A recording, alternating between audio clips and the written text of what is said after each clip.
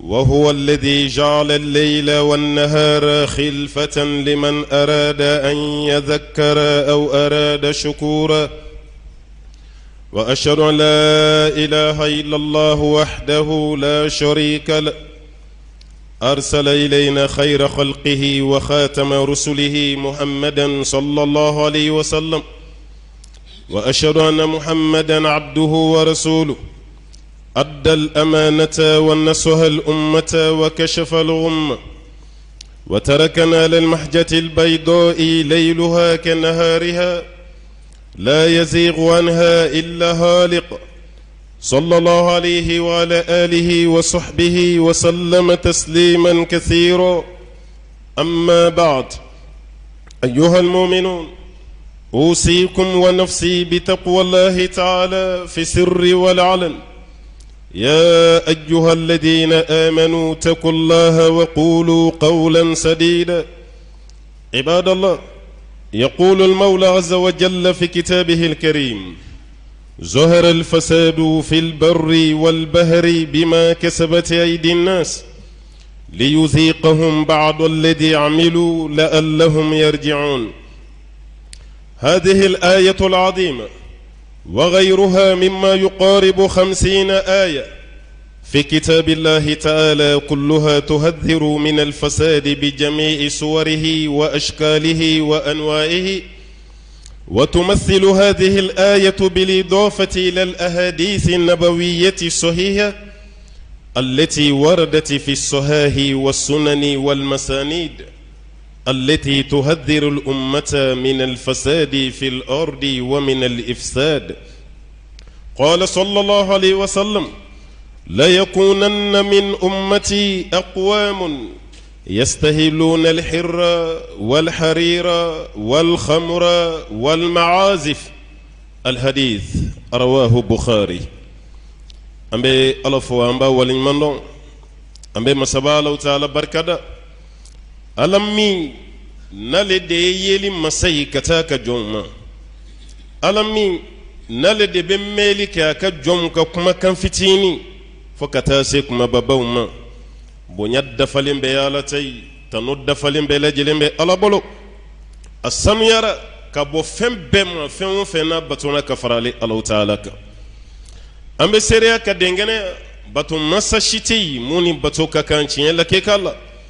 fona kera masaba Allah ta'ala akelen do la hala bela sanda ba do akeli bonywantala dugu fense ba do akeli kanyanywantala ali ala de bambe fa ali Allah ta'ala de bambe la jelen yanmaya ambe sere ya kokura ka dengene masaba Allah ta'ala yi ci don nafsa manti ci amma ci de mimbe ni danaya minam mayigi yogo abolo kuma te ka bon cide mimbe na yannadi ladili kandana hala jugu sonoma kumata niuma komunu be no dogolendo ana alaka jiyen kona ya dangana maya angar jine don sara ko iran nasrai kuna jabe man no fe maminyo tama alaka farawo jamaka jahannama don sara ko fana iran nasrai kuna ngoyani tachiye keram matayi mami tasuma sira don ka klaka tamaka alaka mbele jilin kishi ka boma o kishi no nemo ala ko caman ke ala kira baka sallallahu alaihi wasallam anaka soddunge sanuma anaka sahaba belebelew anima wo mabalaki senda nimma ko folen senda nola fokata se wuli dum ba fiye ente sege ente nyina ngo wuli doni kuna jara kuna ngoyati wuli doni sutura la lebuti wuli doni bonyana ki korata majigiti dogoyamati amba yini ala fe jieni kiyama majigini dogoyama ala kambele jilin kishika boma ambade alislamew anga je anga sralanye adamade ka herebe alanye sranye de la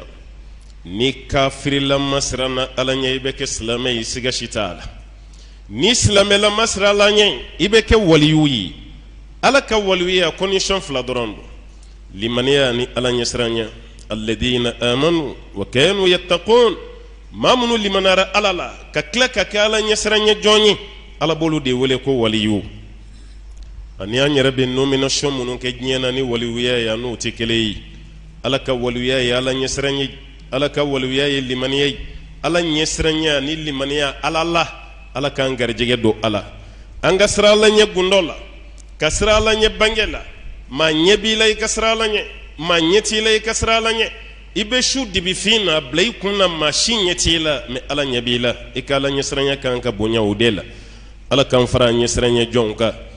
alaw taala ka kumakan belebele dɔ bɛ yen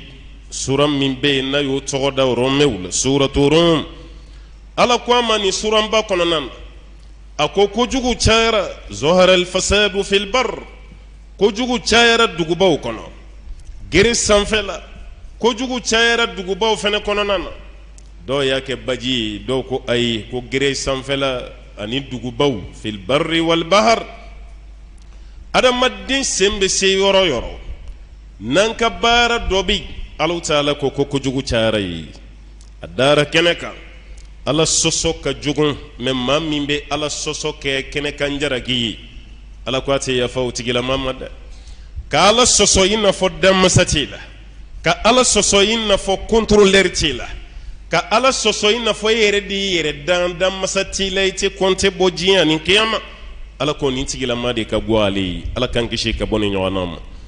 ظهر الفساد في البر والبحر بما كسبت أيدي الناس kojugu cayara gere sanfɛ ka kojugu caya dugubaw